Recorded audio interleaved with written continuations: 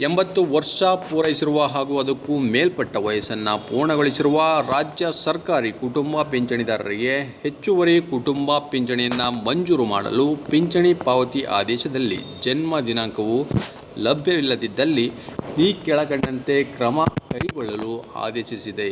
ಏನು ಕ್ರಮವನ್ನು ಕೈಗೊಳ್ಳಬೇಕು ಅಂತಂದರೆ ಆಲ್ರೆಡಿ ಸರ್ಕಾರದ ಒಂದು ಆದೇಶ ಸಂಖ್ಯೆಯನ್ನು ಇಲ್ಲಿ ಕೊಟ್ಟಿದ್ದಾರೆ. ಅದು 28/8/2024 ಖಂಡಿಕೆ 11.1ರಲ್ಲಿ ಸೂಚಿಸಿರುವಂತೆ ನಿವೃತ್ತಿ ವೇತನ ಮತ್ತು ಕುಟುಂಬ ನಿವೃತ್ತಿ ವೇತನ ಜೊತೆಯಾಗಿ ಲಭ್ಯವಿರುವ ಪಿಂಚಣಿದಾರರ ಪ್ರಕರಣಗಳಲ್ಲಿ ಸಂದರ್ಭಾನುಸಾರ ದಿನಾಂಕ 11/1/2019 ಆದೇಶದ ಅನ್ವಯ ಲಭ್ಯವಿರುವ ಹೆಚ್ಚುವರಿ ಪಿಂಚಣಿಯ ಸೌಲಭ್ಯವು ಜೀವಂತ ಸದಸ್ಯನ ಪರಿಷ್ಕೃತ ನಿವೃತ್ತಿ ವೇತನಕ್ಕೆ ಮಾತ್ರ ಸೀಮಿತಗೊಳಿಸತಕ್ಕದ್ದು. ಎರಡನೇದು ನೋಡಿ, ಕುಟುಂಬ ಪಿಂಚಣಿಯನ್ನು ಮಾತ್ರ ಪಡೆಯುತ್ತಿರುವ ಕುಟುಂಬ ಪಿಂಚಣಿದಾರರ ಜನ್ಮ ದಿನಾಂಕವು ಪಿಂಚಣಿ ಪಾವತಿ ಆದೇಶದಲ್ಲಿ ಲಭ್ಯವಿಲ್ಲದಿದ್ದಲ್ಲಿ ಅವರು ಕುಟುಂಬ ಪಿಂಚಣಿ ಪಡೆಯುತ್ತಿರುವ ಸಾರ್ವಜನಿಕ ಬ್ಯಾಂಕ್ ಖಾತೆಗೆ ಸಂಬಂಧಿಸಿದಂತೆ ಬ್ಯಾಂಕ್ಗಳು ನಿರ್ವಹಿಸಿರುವ KYCಯಲ್ಲಿ ಸರ್ಕಾರದ ಅಧಿಕೃತ ಜ್ಞಾಪನ ಸಂಖ್ಯೆ, ಅದು 2011ರಲ್ಲಿ ಹೊರಡಿಸಿರ್ತಕ್ಕಂಥ ಅಧಿಕೃತ ಜ್ಞಾಪನ ಸಂಖ್ಯೆ, ಅದರಲ್ಲಿ ಸೂಚಿಸಿರುವ ದಾಖಲೆಗಳು ಲಭ್ಯವಿದ್ದಲ್ಲಿ ಸದರಿ ದಾಖಲೆಗಳಲ್ಲಿ ಲಭ್ಯವಿರುವ ಜನ್ಮ ದಿನಾಂಕವನ್ನು ಪರಿಗಣಿಸಿ ಸದರಿ ಮಾಹಿತಿಯನ್ನು ಖಜಾನೆಗಳಿಗೆ ನೀಡಲು ಬ್ಯಾಂಕುಗಳು ಕ್ರಮ ಕೈಗೊಳ್ಳುವುದು.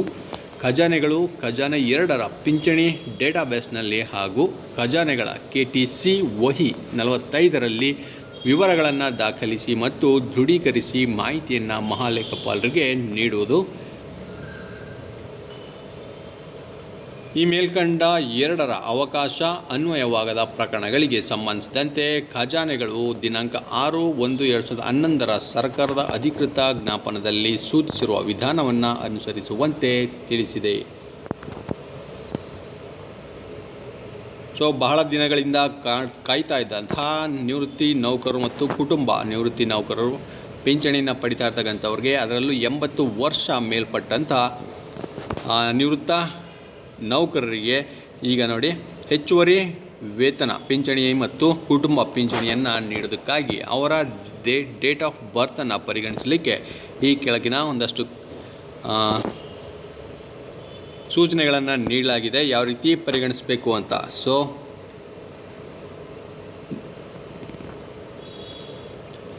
ಜನ್ಮ ದಿನಾಂಕ ಲಭ್ಯವಿಲ್ಲದಂಥ ನೌಕರರಿಗೆ ಅವರು ಬ್ಯಾಂಕ್ನ ಖಾತೆಯಲ್ಲಿ KYC ಡಾಕ್ಯುಮೆಂಟ್ನಲ್ಲಿ ಇರ್ತಕ್ಕಂಥ ಡೇಟನ್ನು ಪಡ್ಕೋಬೇಕು ಅಂತ ಕೂಡ ಇಲ್ಲಿ ಒಂದು ಮಾಹಿತಿಯನ್ನು ನೀಡಲಾಗಿದೆ ಸ್ನೇಹಿತರೆ. ಈ ರೀತಿ ಅಧಿಕೃತ ಮಾಹಿತಿಯನ್ನು ಈಗ ಹಂಚ್ಕೊಂಡಿದ್ದಾರೆ.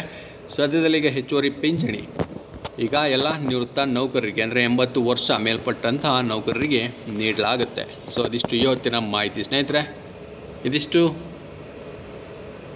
ಮತ್ತಷ್ಟು ಮಾಹಿತಿ ಜೊತೆಗೆ ನಾನು ನಿಮ್ಮನ್ನು ಭೇಟಿ ಮಾಡ್ತೇನೆ. ನಮಸ್ಕಾರ.